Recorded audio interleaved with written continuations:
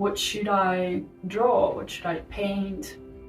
How to find my subject, heal myself through my art, how to discover myself through my art, how to make something unique. I kind of have one answer for that, which is connect to your subconscious. If you're not familiar with this, or if you haven't done it before, if you don't know how to do it, this is what I want to tell you. Your subconscious mind is basically all the data you create passively throughout the day. Your beliefs, your emotional experiences, your map of the reality is in your subconscious mind, and it rules you every day. Every day your subconscious mind tells you what's possible, what you can do, what you can't do, what's going to happen, what's most likely, what you should fear, what you should like. So let's start with this. If you've never done this consciously before, how do you connect to your subconscious mind and start understanding what's going on in there? And how do you make that into something physical? If you do it intellectually, if you do it through thinking, it's not going to be such a free process. There's going to be hindrances, there's going to be limitations still. But if you do it through subconscious universal symbolism, this way you can't be hindered, this way you can't control what comes out. You can't limit your expression to yourself. What you do is you start writing a dream diary. And this might be really difficult if you can't remember your dreams, but you can start with something very little. So you can start with when you wake up. Immediately when you wake up, get conscious about how you feel. And this might be uncomfortable, and this might be why your subconscious is sort of blocked from you, because you don't want to know how you feel, because sometimes it is very uncomfortable. And so we might stay in that state of avoidance. And then you might, after doing that a few mornings, you might get a picture. Oh, I remember. I feel a little bit weird, this and that, because this picture, oh, that was from my dream. You write that down. You open yourself up to being interested in your subconscious. So instead of saying, oh, I don't remember my dreams, I don't know how I feel, or I feel a lot of things, but I don't know where they come from, you get curious. How do I feel, and where does that come from? Someday, some morning, you'll remember, I had this dream. You write it down. Next morning, you remember, I had this dream. You write it down. Slowly, you start dreaming so vividly because your subconscious is like, hey, they're interested. They're interested now. I have a lot to say. Let's have a conversation. You can live here as well, because your subconscious is another realm completely. So your subconscious, which is you as well, but it's a part of you that you're keeping there. It's like, let's connect. I have so much to tell you. And you start being conscious in the dreams. You don't always remember the dreams, but you start being conscious in the dreams, so much so that they start feeling like a different life. If you keep writing everything that you can remember, showing interest towards your subconscious, it will start talking to you, and it will take you on a journey. When you can write complete plot lines when you wake up, you notice the more you write, the more you start remembering things. That is your subconscious mind saying, oh, even in the waking life, I can fill in the gaps for you. I can give you more information about what you saw at night. We are in communication here. And basically what you're doing is that you're cleaning. There's been this clog. So there's this pipe between your conscious mind and your subconscious mind. Writing, showing interest, is you declogging that pipe. Now you have a highway of information going back and forth, back and forth.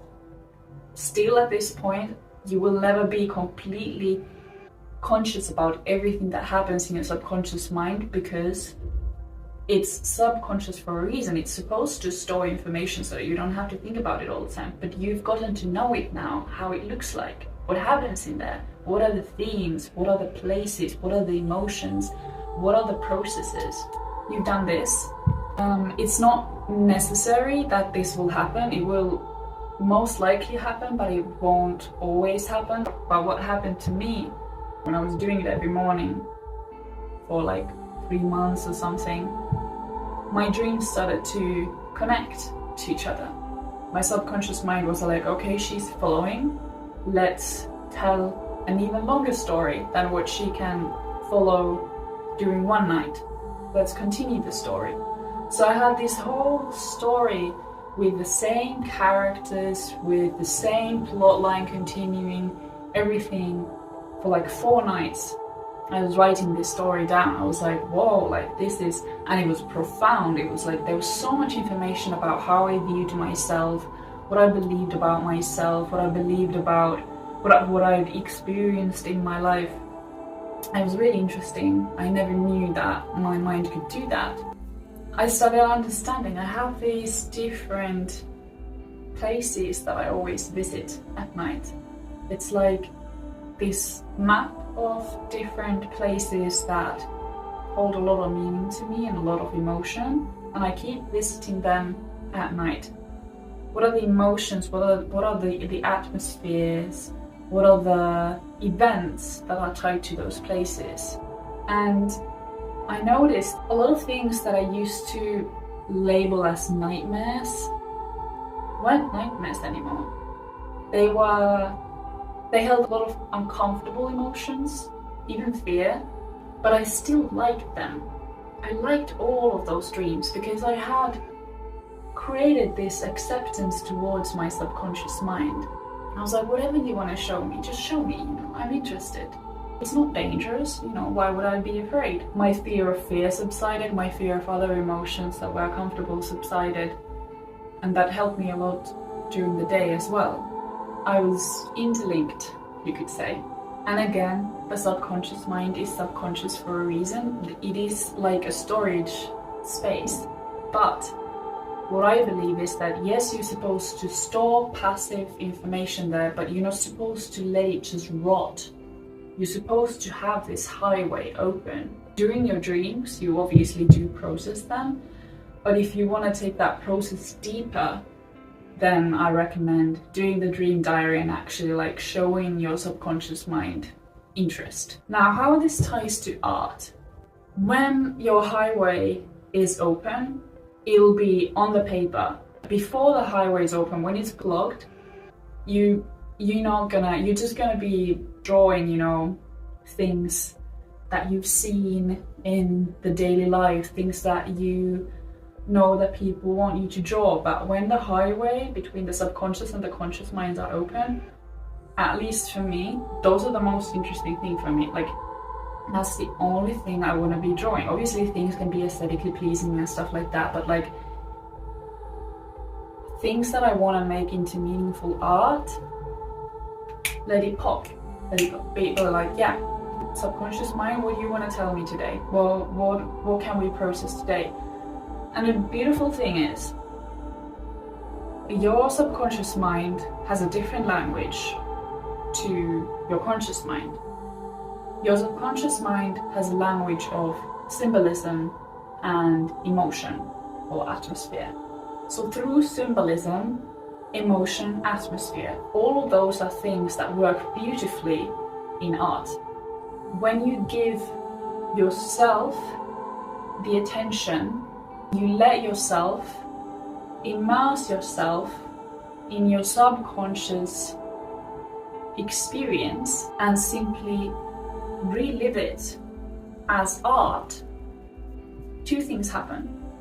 1,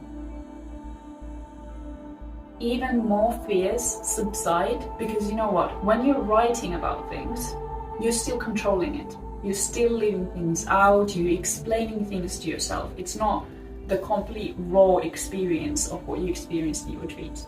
When you're putting it in your art, exactly as it was in your experience, that's uncontrolled storytelling between you and your subconscious mind for yourself.